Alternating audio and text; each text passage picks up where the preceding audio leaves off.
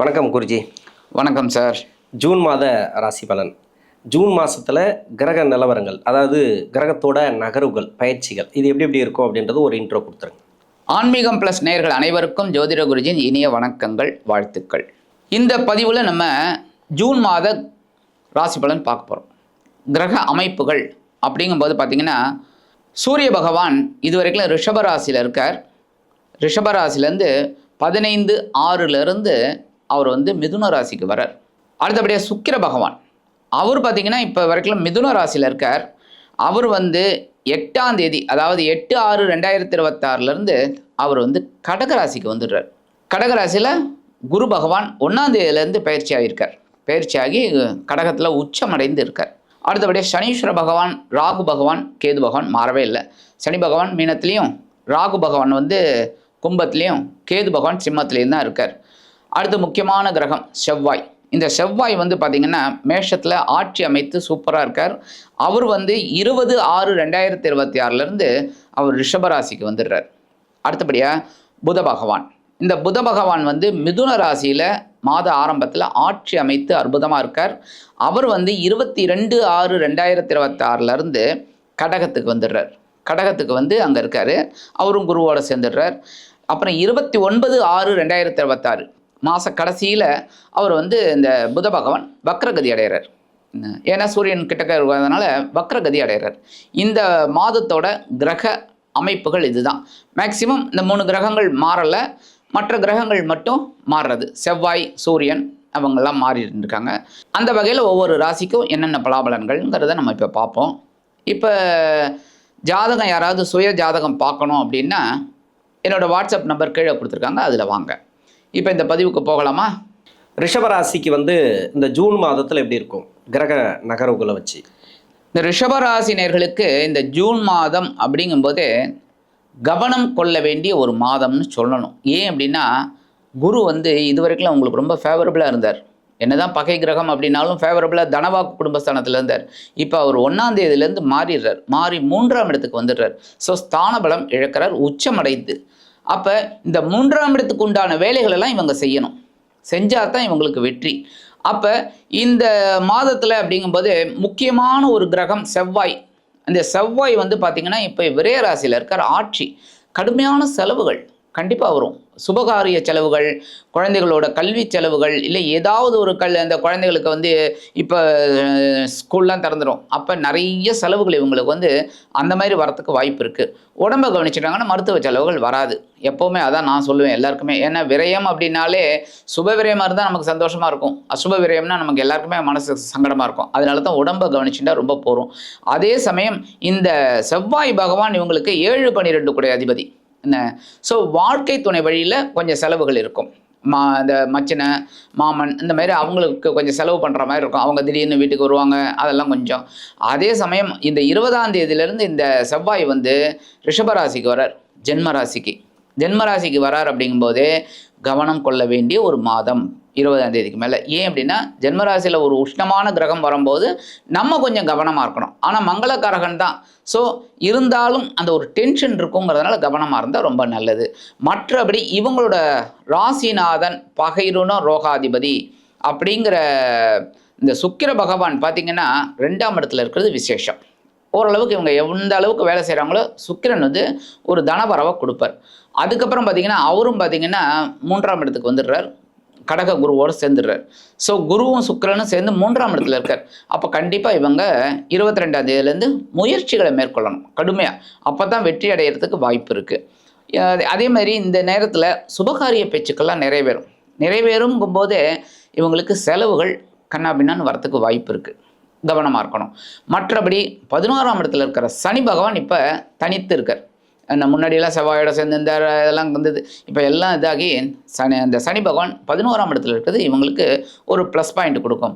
ஆனால் இந்த சனி பகவான் அப்படிங்கும்போது இவங்களுக்கு தர்ம கர்மாதிபதி, 9-10 கூடிய அதிபதி. அப்போ அந்த தர்ம கர்மாதிபதி 11ஆம் இடத்துல இருக்கும்போது இவங்க வேலை செஞ்சால் தான் அந்த சனி பகவான் ஒரு இதை கொடுப்பார். அப்போ லேசியாக இருந்தாங்கன்னா கொடுக்க மாட்டார். அப்போ நிறைய ரிஷபராசினியர்கள் எனக்கு ஒன்றுமே கிடைக்கல, எனக்கு வேலை போயிடுச்சு, எனக்கு கண்டிப்பாக போகாது. ட்ரை பண்ணுங்கள். கண்டிப்பாக கிடைக்கும். நீங்கள் உழைங்க, அந்த உழைப்பு வந்து வீண் போகாது. இந்த சனி பகவானால் கண்டிப்பாக கிடைக்கும். ஆனால் 10ஆம் இடத்துல ராகு உட்காந்துருக்கார். அதனால தான் சொல்கிறேன், கண்டிப்பாக இவங்க கடுமையாக உழைச்சா தான் அந்த ராகு சனி 2 பேரும் கண்டிப்பாக கொடுப்பாங்க. ஸோ வாழ்க்கையில் ஒரு முன்னேற்றம் கிடைக்கும். அடுத்தபடியாக இந்த காலகட்டத்தில் புதன் ஓரளவுக்கு இவங்களுக்கு ஃபேவரபுளாக இருக்காருன்னு சொல்கிறேன். ஆனால் 29ஆம் தேதி அவர் வக்கரகதி அடைகிறார். அப்போ கொஞ்சம் கேர் எடுத்துக்கணும் படிக்கிற குழந்தைகள். ஏன்னா புதன்னாலே படிப்பு சம்மந்தப்பட்டது. ஸோ அவங்க கொஞ்சம் கவனம் எடுத்துக்கிறது நல்லது. மற்றபடி இவங்களுக்கு வந்து கேது வந்து 4ஆம் இடத்துல இருக்கார். அதனால் கொஞ்சம் உடல் ஆரோக்கியத்தில் கவனமாக இருந்தாலே ரொம்ப விசேஷம். ஆனால் இவங்களுக்கு உறவினர்கள் தான் கை கொடுப்பாங்க. கொஞ்சம் அதெல்லாம் ஒரு பெரிய மாற்றங்கள் இவங்களுக்கு கண்டிப்பாக இருக்குங்க. அதனால் கேது ஓரளவுக்கு நன்மை பயக்கக்கூடிய ஒரு இடத்துல இருக்கிறதுனால பரவாயில்ல. ஏன்னா சாதாரணமாக இந்த சர்ப கிரகங்கள் 4-10 இருந்தால் கொஞ்சம் விசேஷம் தான். ஏன்னா 10 ஒரு பாவியாவது இருக்க வெற்றி அப்படின்னு தான் ஜோசியத்தில் விதி. அதனால் இவங்களுக்கு ஓரளவுக்கு தொழிலில் வெற்றி கிடைக்கும், உத்தியோகத்தில் வெற்றி கிடைக்கும். எப்படி வேலை செய்யாமல் இருந்தால் கண்டிப்பாக அதெல்லாம் வந்து நம்ம சொல்லவே முடியாது. கிரகங்கள் வந்து ஓடி வந்து ஒரு மூட்டையாக கொடுக்காது என்ன. அப்போ இவங்க இந்த வேலையை செஞ்சாங்க கண்டிப்பாக கிடைக்கும். ஸோ முயற்சி உடையார் இகழ்ச்சி அடையார். முயற்சி எடுத்தாங்கன்னா இந்த ரிஷபராசினர்களுக்கு இந்த மாதம் அற்புதமான மாதம்.